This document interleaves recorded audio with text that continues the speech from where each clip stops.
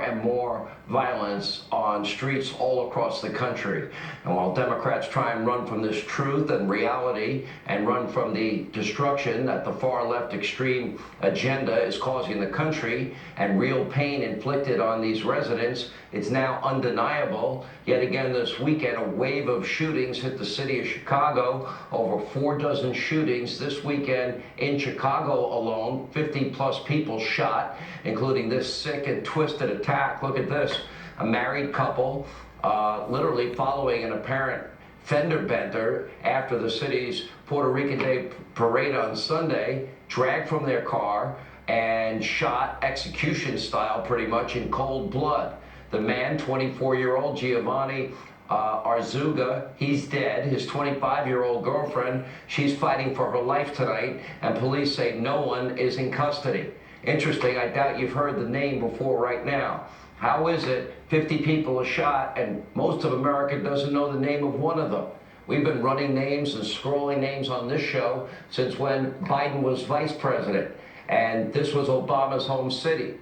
Mayor Lori Lightweight, well, you're a complete failure. You have let your city completely deteriorate. It's now devolved into a total war zone. You can't have a pursuit of happiness in any way without law and order and simple safety and security.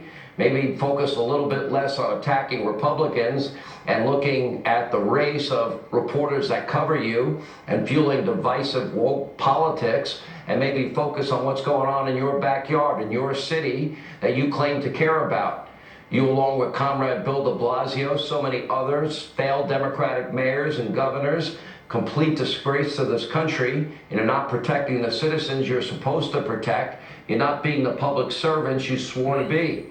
If you can't protect basic safety and security, law and order, if you can't support the police and you support no bail, well, then it's time for you to resign and let somebody in that will protect the people of your city and your state. It's not just Chicago. New York City prosecutors, get this, they're now dropping charges against hundreds of rioters and looters that were caught last summer during the unrest, better known as rioting, exposing yet again that this is a failed socialist city and state. They're going to stalk Donald Trump, and, well, did he pay every penny of every tax going back the last 39 years of his life, but do nothing to save the lives of innocent people? We have people on videotape committing acts of arson and looting. We have their identities, we have their videos, we have their pictures, we have all the evidence we need. We're not doing a thing. You know, are we going to create a city with normal, common sense, law-abiding Americans where they can pursue their lives? What's going on in these Democratic-run hellholes is an abomination. It's unacceptable. It's preventable. It's unconscionable. Unfortunately, it's not at all surprising. It's a natural consequence of what Democratic rule does to everything around it. It works like clockwork. Far-left extremists take no responsibility, defund, dismantle, no bail laws, and look what's happened. Take a look.